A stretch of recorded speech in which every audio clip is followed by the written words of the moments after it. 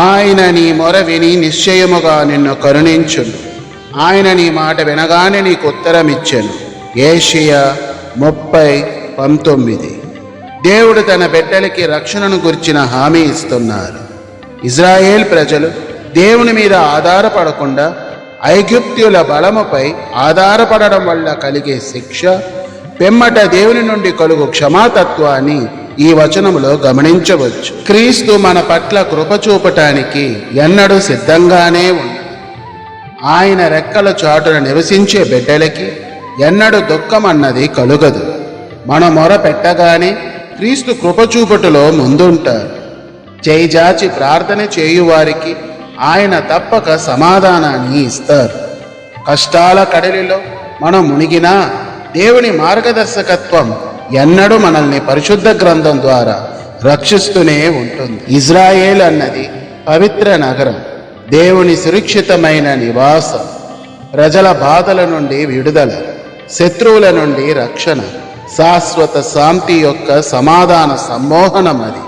మరి అట్టి సమ్మోహనములు నీవు ఉండగా నీకు దుఃఖము కలుగునా? కలిగిన క్రీస్తు నీ చెయ్యి విడువునా?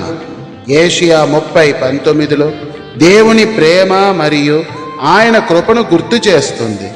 క్రీస్తునందు ఆధారపడి ప్రార్థన ద్వారా మొరపెట్టినప్పుడు ఆయన తప్పక మనకు సహాయం చేస్తారు.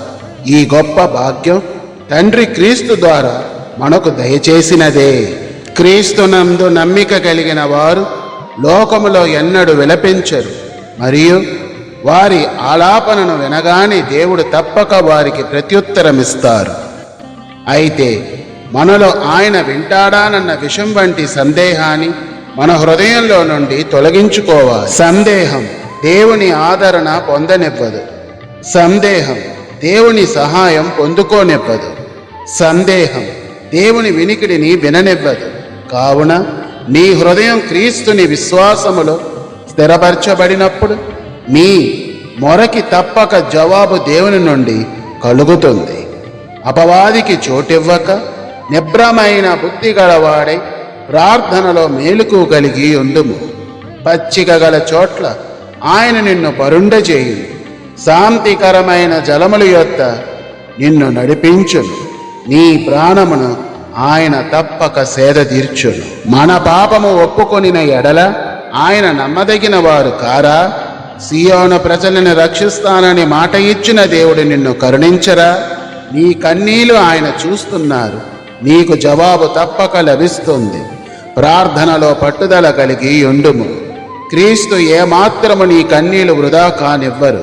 అయితే యూదావారి వలె నీవు దేవునికి తిరుగుబాటు చెయ్యకుండా ఆయన ఆలోచనలను అనుసరించు. ఆపదలో రక్షించువారు ఎవరు? అవసరతలలో మనల్ని ఆశీర్వదించేవారు ఎవరు? దేవుని కృపారక్షణ లేనిదే మనం దేనినైనా సాధించగలమా? ఫరో వంటి బలము మనకు అవసరము లేదు. మనకున్న బలం మన క్రీస్తే, ఆయన అనుగ్రహించిన వాక్యమే. ప్రార్థన. దయగల దేవా, అన్ని వేళ నీవు నీ కృపలో మమ్మ కాచు కరుణను బట్టి నీకు వందనాలు. తండ్రి, మాలో తిరుగుబాటు మనసును తొలగించండి. ఫరో వంటి హృదయాన్ని మా నుండి దూరం చెయ్యండి. నీ మాట నిర్లక్ష్యము చేయక నిన్ను అనుసరించు మనసును దయచేయండి. నీ పవిత్ర నగరమైన యెరూషలేము వలె మమ్ము పవిత్రపరచండి. మేము మీ ప్రజలమై మీ కృపలో మీ కుమారుడును మా రక్షకుడైన క్రీస్తుని రక్షణలో బలపడునట్లు దీవించండి. దేవా, మా మొర విని మాకు ప్రత్యుత్తరం ఇమ్ము. యేసు నామమున ఆమేన్.